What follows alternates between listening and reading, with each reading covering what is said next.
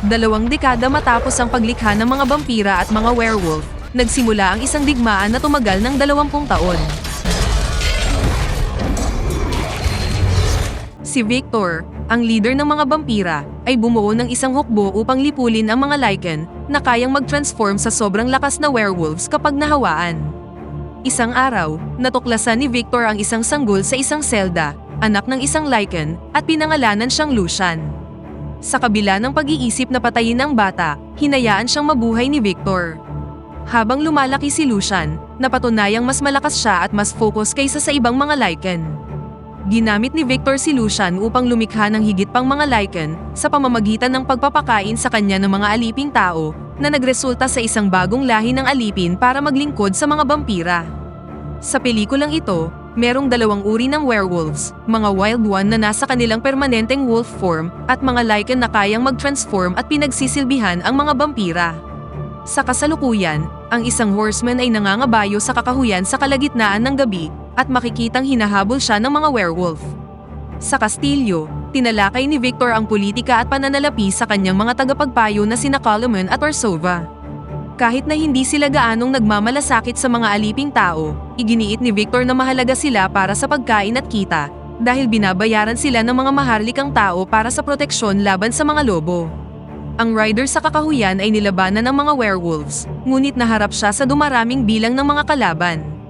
Habang papalapit siya sa kastilyo, gumamit ang mga vampira ng crossbow at pinatay ang mga werewolves. Iniligtas ni Lucian ang rider sa pamamagitan ng pagpatay sa isang werewolf gamit ang crossbow. Ang rider, na nabunyag na si Sonia, ay hindi nagpasalamat kay Lucian at nagsungit pa sa kanya. Gayunpaman, pinuri ni Victor si Lucian at tinanong kung nakaramdam siya ng awa sa pagpatay sa kanyang mga kauri. Bilang tugon, sumagot si Lucian na mga hayop lamang ang mga werewolf. Ipinaalala ni Victor kay Lucian ang status niya bilang tagapaglingkod at inutos sa kanyang panatilihin ang kanyang mga mata sa lupa. Kalaunan, nagtalo sina Sonia at Victor dahil gusto ni Victor na manatili siyang ligtas sa kastilyo at iwan ang paghunt sa mga werewolf sa mga death dealers. Gayunpaman, si Sonia, isang bihasang mandirigma at anak ni Victor, ay matigas ang ulo at hindi nakinig sa kanya. Si Victor, na inihahanda siya para maging isang elder, ay nag-aalala na malalagay sa panganib ang kanyang posisyon sa council sa pamamagitan ng pagsuway sa kanya at hindi pag-attend sa mga meeting. Sa labas, sinunog ni Lucian ang bangkay ng werewolf na pinatay niya sa entrance ng kastilyo, na nag-transform pabalik sa anyo ng tao habang ito ay nasusunog. Ang ibang mga Lycan ay hinahagupit at pinipilit na magtrabaho para sa mga vampira. Nang maging sobrang agresibo ang isang vampire guard, namagitan si Lucian, dahilan para insultuhin siya ng vampira, at pagkatapos ay galit na umalis. Si Lucian, ang pinapaborang tagapaglingkod ni Victor, ay may hawak na malaking awtoridad sa workyard at iginagalang ng iba pang mga Lycan. Sa council chambers, tinalakay ni Victor ang problema sa mga werewolf kina Colomon at Orsova. Pinagsawalang bahala ni Victor ang issue, ngunit iginiit ni Colomon na pinapatay ng mga werewolf ang mga tao, ang kanilang pangunahin pinagkukunan ng pagkain. Pinagmumukha nitong mahina ang mga vampira sa harap ng mga taong maharlika na nagbibigay sa kanila ng mga tao at pera para sa proteksyon. Iminungkahi ni Colomon na hayaan ang mga Lycan na magpatrolya sa labas tuwing umaga dahil hindi ito kayang gawin ng mga vampira.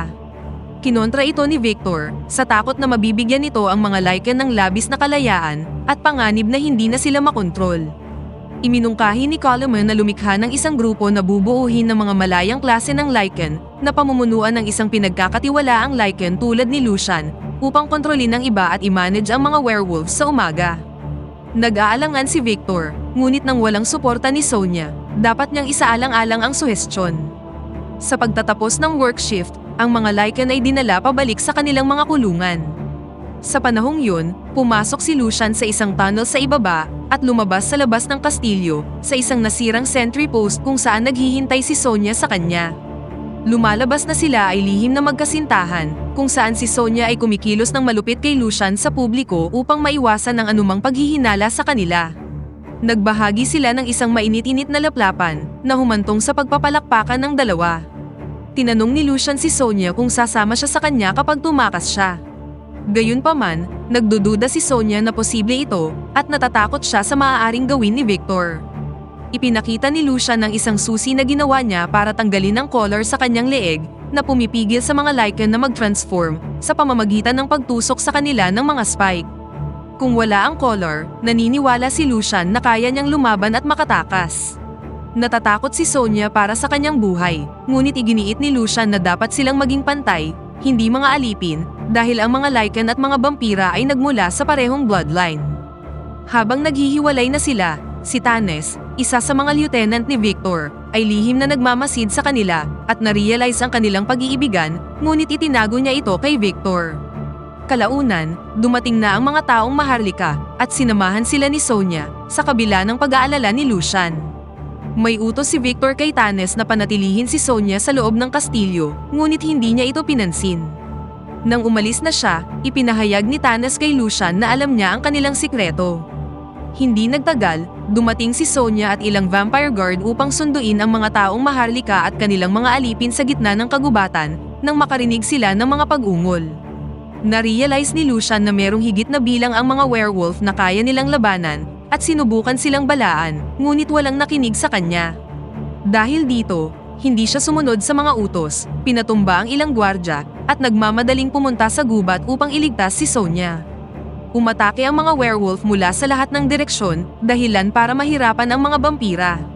Isang aliping tao na nagngangalang Reyes ang lumaban sa isang lobo at nagawang makaligtas. Nasugatan si Sonia, ngunit dumating si Lucian at ipinagtanggol siya. Ginamit niya ang kanyang susi para tanggalin ang kanyang collar at nag-transform. Umungol siya para itaboy ang mga lobo at labis nitong napahanga si Reyes. Ilang sandali pa, dumating si Victor kasama ang kanyang mga tauhan at nag-transform na pabalik si Lucian. Sa kabila ng pagligtas kay Sonia, ipinagbabawal ang pagta-transform sa mga aliping Lycan at si Lucian ay binugbog at inaresto. Nagmakaawa si Sonia kay Victor, ngunit binaliwala siya ng kanyang ama. Nang makabalik sa kastilyo, pakiramdam ni Victor ay trinaydor siya. Doon, hinagupit ng malakas si Lucian ng gwardyang ginalit niya noon. Narinig ni Sonia ang kanyang mga sigaw at ikinadurog ito ng kanyang puso. Matapos ang kanyang kaparusahan, itinapon si Lucian pabalik sa kanyang hawla sa tabi ng mga aliping tao. Si Reyes, na nasa kalapit na hawla, ay nagbigay sa kanya ng tubig. Naghinala si Victor kay Sonia para sa pagsusumamo niya para kay Lucian, ngunit iginiit niyang pasasalamat lamang ito sa pagliligtas niya sa kanyang buhay.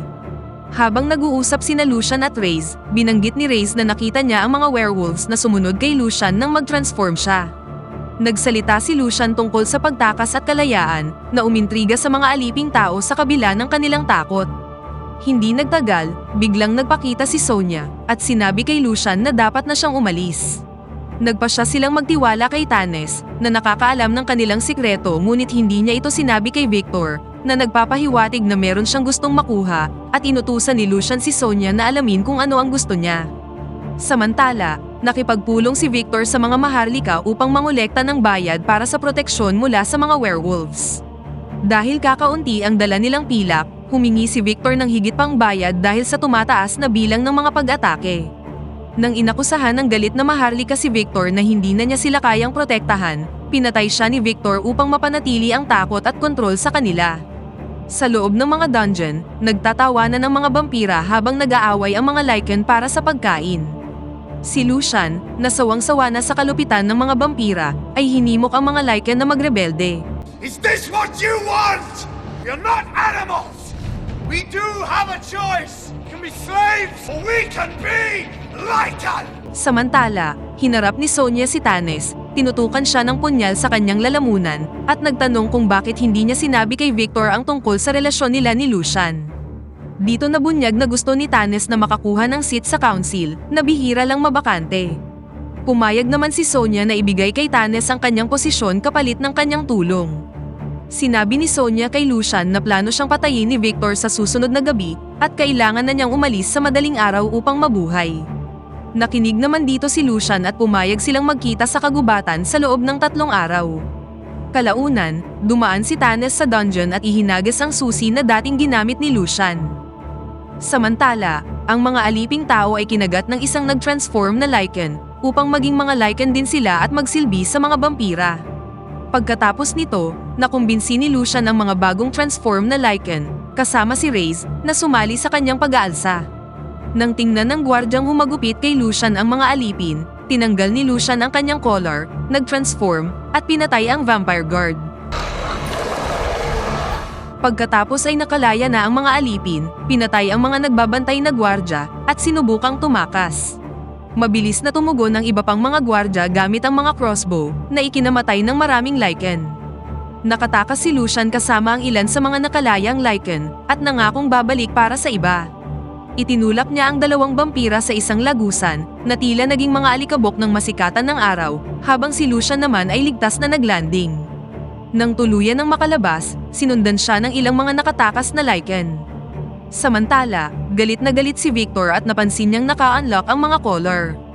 Nang maghinalang pinagtaksilan siya ni Tanes, ipinaliwanag ni Tanes kay Victor na ang susi ay nakatago sa imbakan ng mga armas. Sa labas, si Lucian at ang 4 pang Lycan ay nakarating na sa kagubatan.